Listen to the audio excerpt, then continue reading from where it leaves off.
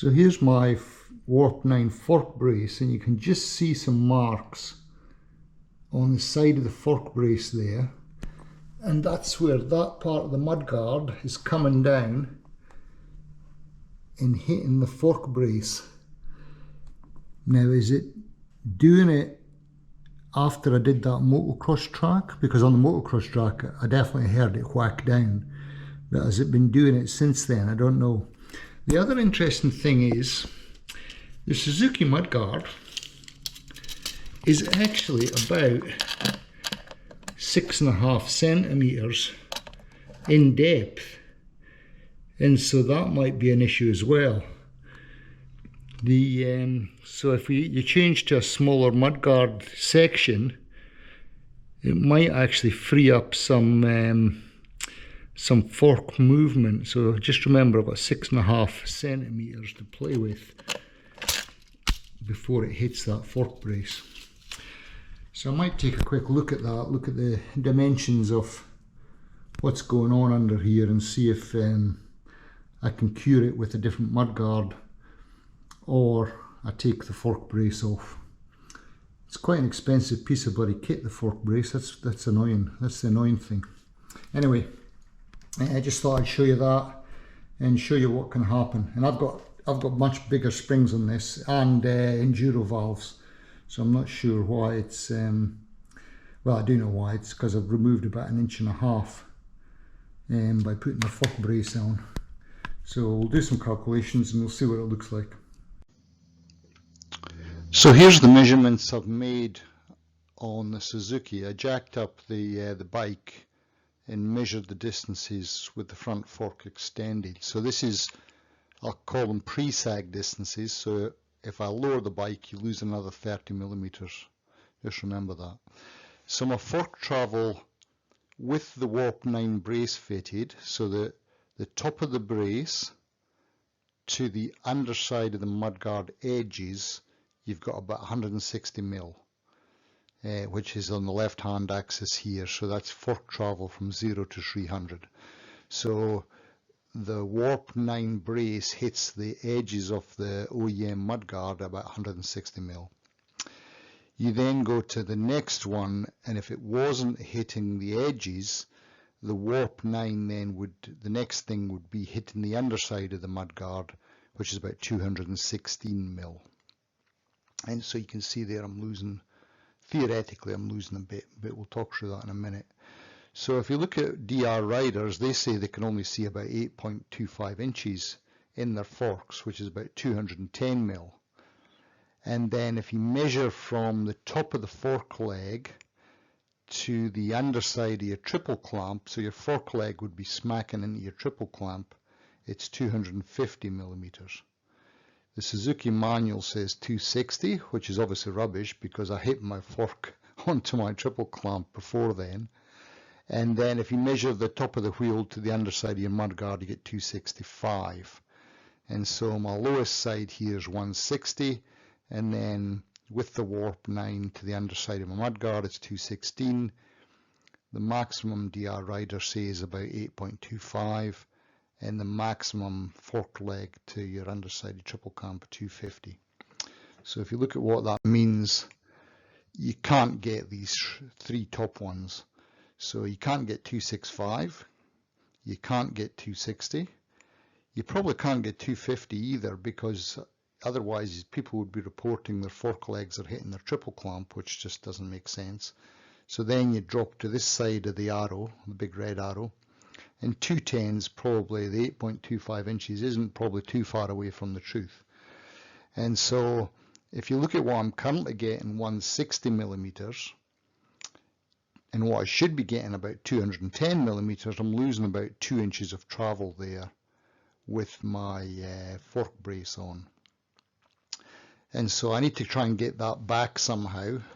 So the two main alternatives I've got there is alternative one, remove the fork brace, but that seems to be a bit counterintuitive because it does stiffen up the front end. It does make it ride a little bit better. Front wheel doesn't flop about as much. And then alternative two is try to get a different mudguard with a smaller section There is an alternative 3 where you cut the existing OEM mudguard, you cut the edge of it. The problem you're going to have there obviously is then you're going to have a very flappy mudguard. I do have a mudguard brace on mine, but it's still going to be, you're going to lose that edge stiffness. And so I've really got two alternatives there. Remove the fork brace or get a different mudguard. And then it would give me an extra 2 inches of travel back. Because as I said, I have heard it hit the mudguard on the fork brace. And it was on a motocross track, and I didn't hear it when I was out the other day on a dirt road, but I think it was hitting as well. I just didn't hear it. So I need to get another 2 inches of travel back. Let's see what I'm going to do. So I've gone away and looked at my alternatives and options, and some information. Yes, you do have to trim your mudguard when you've got a fork brace, because it does collapse your distance between the fork brace and your mudguard. And the Warp9 and the standard mudguard gives you 160 millimeters, as I've shown. The fork brace is worth keeping. It makes a difference. A lot of people have told me that, so it's. I think I'm going to keep the fork brace. And mudguards are pretty cheap to upgrade. There's a lot out there, and I've had a look around to see what the best one is. RM250 gets a good write-up, or a copy of that, and there are others as well, but the RM250 one looks like quite a nice mudguard for the Suzuki. The decision is keep the fork brace. That's what I'm going to do. I'm going to leave it there. I like it. It stiffens up the front end and it does make handling a lot better. I'm going to buy a new mudguard, and I've identified the one I'm going to buy. I'll show you that next. And the third thing is I'll trim and refit to clear the fork brace, so I'll show you how I'm doing that. And so as I said, it's worth keeping the fork brace. Mudguards are relatively cheap, but you do have to trim any mudguard that you get. So I'm going to keep the fork brace, buy a new mudguard, and refit to allow clearance again. And the calculation showed I needed about 210 mil between the fork brace and the underside of the mudguard. So this is the mudguard I'm going to get. When you read various posts, the RM250 seems to get a good write-up. So this is an RM copy for a DR, essentially, and it's only 50 bucks. That's Australian dollars, by the way. And so I'll still have to trim the edge to clear the Warp9 fork brace. But since I'm going to have to take the mudguard off anyway and trim the original one, I might as well upgrade since I'm taking it off. So when I find out these were $50, I thought, oh yeah, that's fine. I'll get this, trim off the edge, and then refit it to clear the Warp9 brace. So that's a good win. Okay, so we've got the mudguard identified. So let's now move to the what that means in terms of trimming the mudguard. So here's a front view of your forks. So what we have is we've got the fork legs there. We've got the fork brace, the Warp9 fork brace, and it's quite wide where it clamps onto the fork legs, and then it tapers up to a thinner piece, and I'll talk about that later. And then there's fork tubes, and then I put the mudguard in red so you can see it, and then there's the bottom triple clamp. So my mudguard looks like it's about 75 mil in depth. The maximum gap between the top of the fork brace and the underside of the mudguard is about 216 millimeters. And I've said the maximum fork travel is about 210. I'm not sure that's really true, to be honest. It might have a theoretical 210, but it might go into hydraulic lock before that. I really don't know. That's a big uncertainty in this, but let's assume that's the maximum fork travel. So if you take 210 from 216, I've got about 6 mil left off my mudguard to not hit the fork brace. So I have to cut off about 69 mil. Now the problem is if you cut off that much of your mudguard, you're not going to leave much of your mudguard at the top there, so it's going to be quite flimsy. So let's have a think about this. So here's a little picture of a mudguard. This is just a clip I took from Google, I think.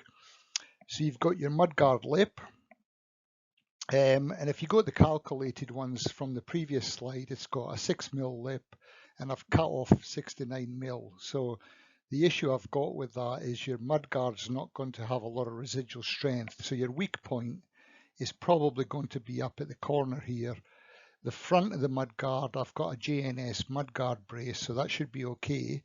But the back bit's going to be flapping about with a tiny little bit of support there. I could put a brace on, so I could fabricate a little metal brace at the side there, and that's probably, that would help. But what I'm going to do is I'm actually only going to trim 50mm off. So I'm going to trim 50mm off. I'm going to leave about a 25mm or an inch, and I'm going to see how that goes. So my concerns are still it might hit the brace, and the mudguard still might have a weak point here. But if that happens, I can revert to the original plan and put a metal brace across the side there. So I'm going to do this in 2 steps. One, I'm going to try it first with a slightly smaller cutout, and then I'm going to try, and if I have a problem, I'll put a metal brace or a metal stiffener down the side there. And you can see here how thick the Warp9 fork brace is. So the 87mm, it's a very unusual number, that must be imperial converted to metric, is about 87mm at your fork legs, and then it tapers up to 69mm just above there. But your fork, when it moves up, you really need to cater for that 87mm clearance. But there is another issue. Being a DR, nothing is simple, so it's not symmetrical about the holes. So the holes are not in the center line of your forks, and I'll show you that in a minute. Of course, being a DR, nothing is quite simple. So you can see here on this mudguard, there's the start of the rear notch, and then the start of the front one is way up here. And so you'd sort of assume that halfway between that point and that point would be the midpoint of your forks, but obviously it's not. And the other issue is your triple clamp has an offset, and so you've got your holes are not quite centered with the forks, and your mudguard is definitely not centered with that notch out or whatever it's called. And so I'll make some measurements off this now and see if I can find out which part I should actually notch out, because it's obviously going to be offset relative to the holes and the notch and the mudguard notch out. And so let's measure this all up, and I'll show you, I'll demonstrate how it's not quite symmetrical. You have to cut this out. Okay, so now I've measured it all up. Here's what it looks like. So you got your fork, this is looking down now on top of your mudguard. So you've got your fork legs, your 43mm forks, and they're at 185mm center to center. They're about 142mm between the fork legs. And then you've got your Warp9 brace, and your Warp9 brace is thicker at your fork legs, and then it tapers down. And then you've got your mounting holes in your mudguard, and then you've got your mudguard. Now your mudguard is obviously wider and then comes in and then goes wider again. I've just shown it straight just for simplicity, but you've got about 14mm gap between your fork leg and your mudguard where it comes in, where it scallops in. Okay, so when I measured it up, it looks like it's slightly offset the holes to the forks. So there's 32mm to the front, 28mm to the rear, and it's 60mm hole to hole. And so if I then measure to the outside of your Warp9 fork brace, I need about 11.5mm on the front and 15.5mm on the rear. But that's going to be difficult because it's I don't want to make it exact in case it's not exact, in case it doesn't mount quite right. So I'm going to add 4.5 either side to give it a bit more clearance. So at the back, of the mudguard, I'm going to go 20 beyond the holes, and at the front of the mudguard I'm going to go 15 beyond the holes, and then I'll have sufficient clearance to clear the Warp9 fork brace. And so that's basically, if I then go to my cutout template, so this is looking at the side of the mudguard now, so the holes are at the top, so I'm going to go 20 mil back from the rear hole and 15 mil forward from the front hole, and I'm going to go 50 mil deep. And this is the template I'm going to use to cut out my mudguard. Now, unfortunately, I'm sitting at home at the moment with a broken hip, so I can't make it to the shed to cut the mudguard. So I'll save that for the next video when I can hobble up to the shed and cut the mudguard. And so that's the shape I'm going to cut. It's all measured up, and I'll show you that on the actual mudguard and how I'm going to cut it and mount it in the next video. So I hope that helps you. But if you're going to mount a Warp9 fork brace, this is the minimum you need to go.